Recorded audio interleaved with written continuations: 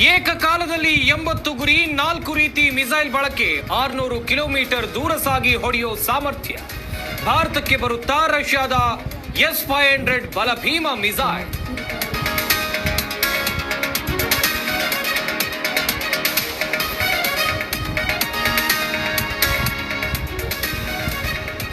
ಅರುಣಾಚಲ್ ಪ್ರದೇಶದ ಸ್ಥಳಗಳ ಮರುನಾಮಕರಣಕ್ಕೆ ಚೀನಾ ಯತ್ನ, ಡ್ರ್ಯಾಗನ್ ರಾಷ್ಟ್ರಕ್ಕೆ ಭಾರತ ತಿರುಗೇಟು.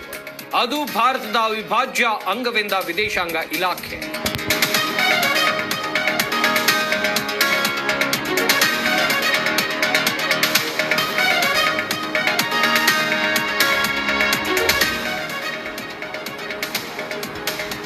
ಅಜರ್ಬೈಜಾನ್ ಟರ್ಕಿ ಟೂರ್ ಬುಕಿಂಗ್ ರದ್ದು, 60% ಭಾರತೀಯರಿಂದ ಪ್ರವಾಸ ಕ್ಯಾನ್ಸಲ್.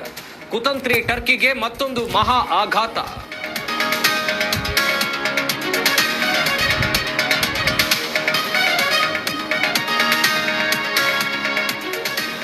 ಭಾರತ ಪಾಕಿಸ್ತಾನದ ನಡುವೆ ಉದ್ವಿಗ್ನತೆ, ಜೈಶಂಕರ್, ಜೆಪಿ ನಡ್ಡಾ ಸೇರಿ 25 ಪ್ರಮುಖರಿಗೆ ಭದ್ರತೆ ಹೆಚ್ಚಳ. ವಿದೇಶಾಂಗ ಸಚಿವಾಲಯದಿಂದ ವಿನಂತಿ ಮೇರೆಗೆ ಸೆಕ್ಯೂರಿಟಿ.